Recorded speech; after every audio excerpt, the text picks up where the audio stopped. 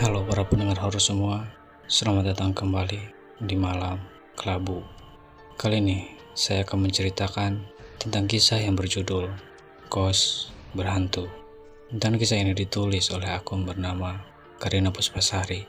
Saya ucapkan terima kasih kepada saudari Karina Puspasari yang telah menulis kisah ini, sehingga saya bisa menceritakannya kembali pada para pendengar horor semua. Baiklah, tanpa berlama-lama lagi, mari kita simak dan dengarkan cerita ini.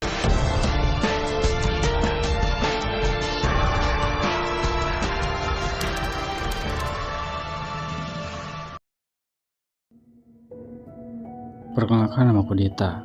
Aku menempati kamar kosku yang baru di kawasan sekitar kota dekat kampusku.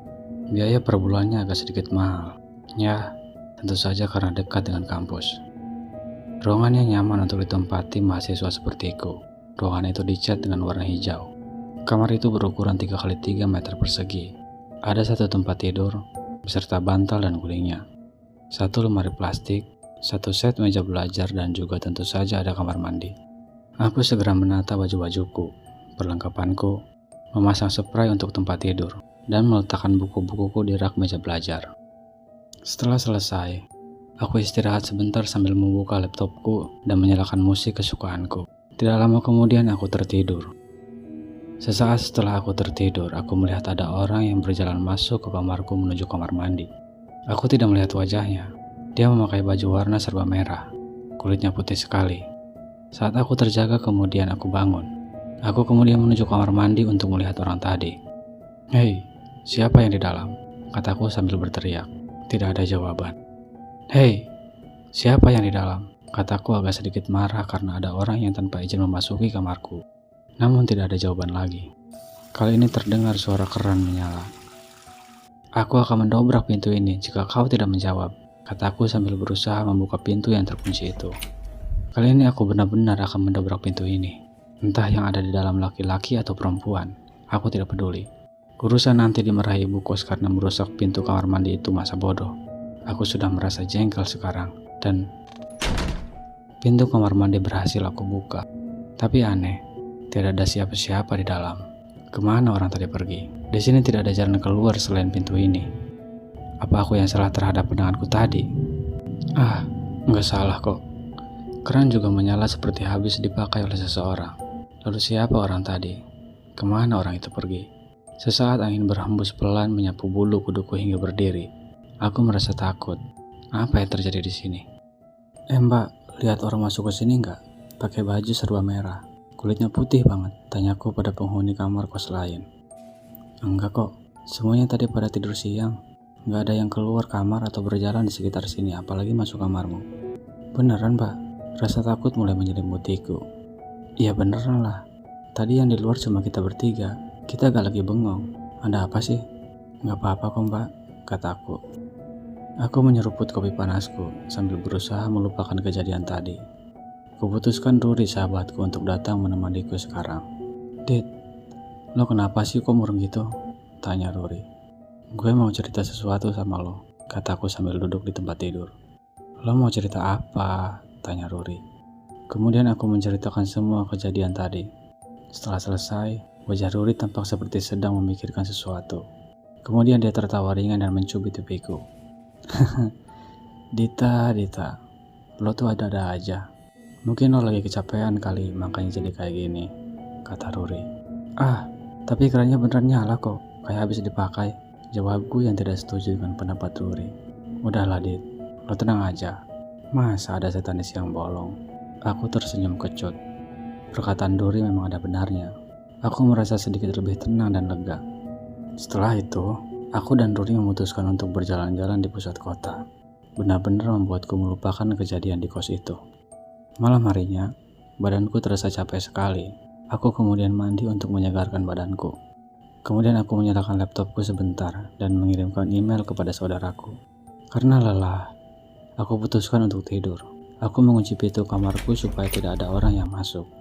Jendela di kamarku kubiarkan terbuka, karena udara malam itu sedikit panas. Malam itu, kejadian tadi terulang. Antara masih bermimpi atau sudah terbangun, aku kembali melihat orang yang berpakaian serba merah memasuki kamar mandiku. Dan bedanya sekarang, orang itu berlumuran darah. Aku takut, sangat takut. Aku tidak berani membuka mata. Aku putuskan tetap terpejam sambil berdoa. Pagi harinya aku berniat akan menanyakan hal ini kepada ibu kos. Aku sudah tidak tahan terhadap semua ini. Ketakutanku tidak dapat disembunyikan. Atau jika perlu, aku akan pindah kos yang lebih baik. Dan tentunya jauh dari kesan menyeramkan. Aku juga bertanya-tanya dari mana orang yang berpakaian serba merah kemarin masuk. Pintu kan sudah kukunci, masa lewat jendela? Jelas tidak mungkin karena tidak akan cukup jika dilewati orang. Atau jangan-jangan, dia bukan orang melainkan. Ketakutanku makin bertambah. Aku bergegas menuju tempat ibu kos berada. Sampainya di sana, aku disambut ramah oleh ibu kos. "Ada apa, Dit? Kamu mau bayar kos?" kata ibu kos sedikit bercanda. "Bu, saya mau menceritakan sesuatu," kataku serius. "Cerita apa? Jika tentang hal-hal bodoh, ibu tidak ada waktu. Kau lihat kan, ibu lagi sibuk. Tapi aku minta waktu sebentar, Bu. Ini akan sangat membantuku." "Baiklah, apa yang ingin kau bicarakan?" Aku kemudian menceritakan semua kejadian menyeramkan yang aku alami kemarin. Setelah selesai, raut wajah ibu kos berubah. Rautnya menunjukkan keseriusan. "Mungkin yang kamu lihat adalah Alesana," ujar ibu kos. "Siapa itu Alesana?" Ibu kos kemudian menghembuskan nafas panjang. 8 tahun yang lalu, Alesana mati di kos-kosan ini. Diduga dia bunuh diri karena depresi karena ditinggal kekasihnya yang telah meninggal. Dia anak yang cantik. Dia melukai dirinya dengan pisau. Dia mengalami pendarahan hebat, hingga dia kemudian ditemukan mati mengenaskan di kamar mandi. Hingga sampai sekarang orang yang menempati kamar itu selalu diperlihatkan sosok Alesana. Pernah juga ada orang yang diperlihatkan sosok Alesa yang berlumuran darah dan menyeramkan. Setelah ibu kos selesai bercerita, aku benar-benar kaget sekaligus syok. Aku berjanji akan pindah kos-kosan besok paginya. Aku sudah tidak tahan. Malam harinya aku masih tidur di kos itu. Rasanya tidak bisa memejamkan mata mengingat kejadian tadi. Jam sudah menunjukkan pukul 11 malam. Sepi sekali di suasana di luar. Mungkin penghuni kos yang lainnya sudah tertidur. Hawa dingin tiba-tiba menyergapku. Hembusan angin dari jendela membuatku menggigil. Kututup jendela itu dan kutarik selimutku supaya membuatku hangat. Aku berusaha memejamkan mataku, tetapi aneh. Kenapa suasana di sini menjadi berubah? Tiba-tiba ada siran angin berhembus di belakang telingaku, membuatku jadi merinding. Tiba-tiba lampu mati. Suasana benar-benar gelap dan aku sendirian. Aku menggenggam selimutku semakin kencang. Aku tidak berani bergerak. Tiba-tiba ada sebuah benda terjatuh. Bunyinya mengagetkanku. Lalu terdengar bunyi derap kaki. Bunyi itu sepertinya makin mendekat ke arahku. Aku tidak bisa melihat siapa itu karena benar-benar gelap. Jantungku benar-benar berdegup kencang sekali. Keringatku mengalir deras di sekitar tubuhku. Aku mulai melafalkan doa-doa memungkinkan kejadian yang tidak enak akan terjadi nanti. Ada yang menaiki kakiku, seperti sebuah beban berat. Aku tidak berani menggerakkan kakiku sedikit pun. Kurasakan ada tangan yang mengelus kakiku. Permukaan kulitnya halus, aku bisa merasakannya. Tiba-tiba lampu menyala. Terlihat seorang wanita sedang menatap kosong ke arahku. Mulutnya berlumuran darah. Matanya terlihat seperti sedang menangis. Dan wanita itu berjalan semakin mendekati ke arahku. Badanku serasa beku. Aku ingin berteriak tapi tidak ada suara yang keluar. "Jangan takut," kata wanita itu. "Aku tidak akan menyakitimu. Aku, Alesana. Aku hanya ingin menyampaikan pesan buatmu. Tolong aku. Aku terperangkap di sini. Bebaskan aku, agar nyawaku bisa tenang di sana. Bakar kalung itu yang ada di dekat lemari." Sosok itu tiba-tiba perlahan menghilang, dan sekarang yang terlihat hanya gelap. Aku begitu syok. Aku tidak sadar dan tahu-tahu sudah berada di pagi hari. Rupanya aku pingsan tadi malam. Nyawaku rasanya belum terkumpul semuanya. Aku masih kebingungan. Badanku terasa capek sekali. Aku kemudian bangun melihat jam berapa sekarang. Jam sudah menunjukkan pukul 10. Ya ampun, kali ini aku benar-benar kesiangan. Aku menutup wajahku dengan kedua tanganku. Aku bertanya pada diriku sendiri, "Ya Tuhan, apa yang terjadi padaku? Mengapa semua ini terjadi?" Aku menghembuskan nafas panjang. Kemudian, aku memikirkan kejadian tadi malam.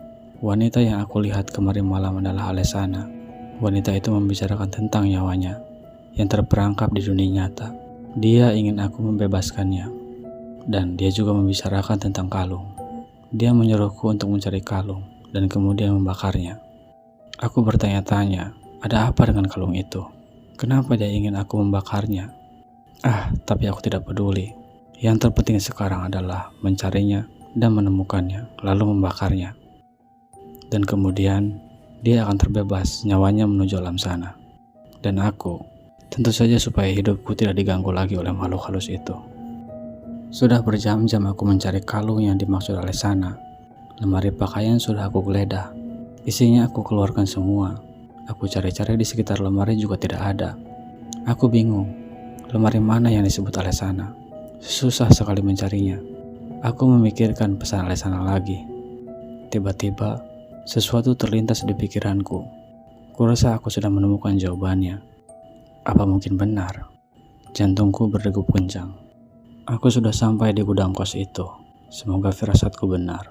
Aku mencari barang yang dimaksud Alesana. Aku mulai bekerja di sekitar gudang. Banyak debu dan sangat kotor. Aku mulai terbatuk-batuk. Saat aku sedang membuka beberapa bangku yang sudah usang, ada tikus yang melewati kakiku. Aku menjerit. Betapa menjijikannya tempat ini. Sesaat setelah itu, aku melihat lemari besar, coklat, dan tua. Kayu-kayunya sudah lapuk dimakan rayap. Firasatku mengatakan agar mendekati lemari itu. Aku segera menggeledah isi lemari itu, tapi aku tidak menemukan apa-apa.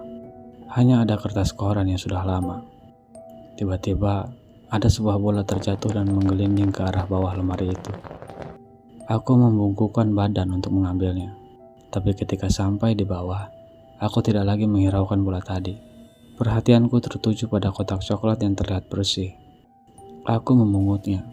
Perasaanku mengatakan inilah jawabannya. Kubuka perlahan kotak itu. Di dalamnya berisi surat.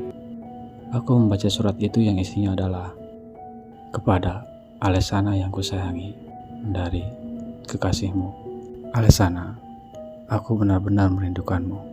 Di hari ulang tahunmu yang ke-17 ini, maafkan aku tidak bisa datang ke tempatmu. Aku hanya bisa memberikan kalung ini. Penyakit leukemiaku sudah mencapai tahap akut.